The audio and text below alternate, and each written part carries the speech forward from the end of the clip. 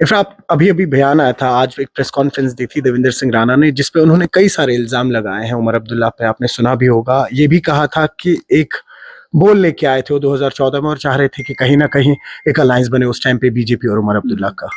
देखिए, जहां तक देवेंद्र राणा साहब की बात है, ये वही लीडर हैं जो 370 हटा उस वक्त नेशनल कॉन्फ्रेंस के साथ थे। यही इंसान नेशनल चैनल पे चढ़े और कहा कि 370 जो था उसी की वजह से जम्मू और कश्मीर में डेवलपमेंट थी, उसी की वजह से सब कुछ था जो नेशनल कॉन्फ्रेंस का मंशूर था। यही इंसान आज बिल्कुल ऑपोजिट बात करता है और कहता है 370 हटने की वजह से जम्मू और कश्मीर में डेवलपमेंट आई। यही इंसान है जो आरएसएस के खिलाफ बोलता था और कहता था कि आरएसएस और बीजेपी एक कम्युनल पॉलिटिकल पार्टी है। परसों तक कहता था, 2 साल पहले तक जब तक हमारे साथ था। यही इंसान आज पूरा कंप्लीट यू टर्न लेके कहता है कि नहीं, बीजेपी ही अच्छी है, मैं तो बीजेपी का लीडर हूं।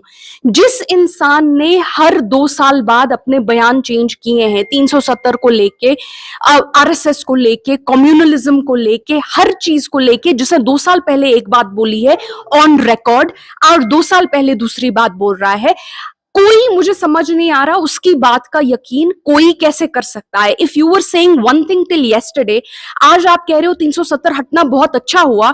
How can anybody trust this person? I do not know.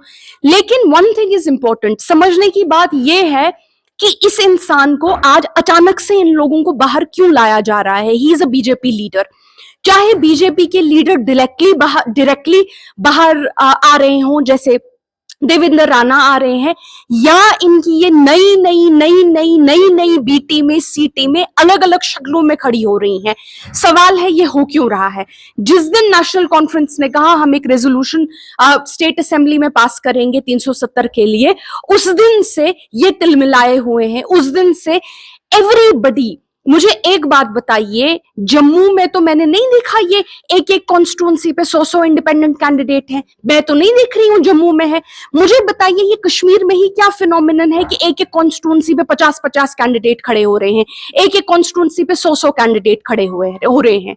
But the people understand. आज ये समझने की जरूरत है कि ये देवेंद्र राणा हो, ये बाकी बी टीम्स हो, ये एक बड़ा प्लान है टू एंश्योर कि जो कश्मीर से एक स्ट्रॉन्ग सेंटिमेंट बन रहा है और जम्मू से भी एक स्ट्रॉन्ग सेंटिमेंट बन रहा है, उस वोट के, नेशनल कॉन्फ्रेंस के वोट के टुकड़े हो और उस वोट के टुकड़े हो के बीजेपी जो है फिर से गवर्नमेंट बनाए। लेकिन आई अश्योर यू कि जम्मू और कश्मीर की आवाम ये गेम आज समझ चुकी है और वो अपने वोट के ये टुकड़े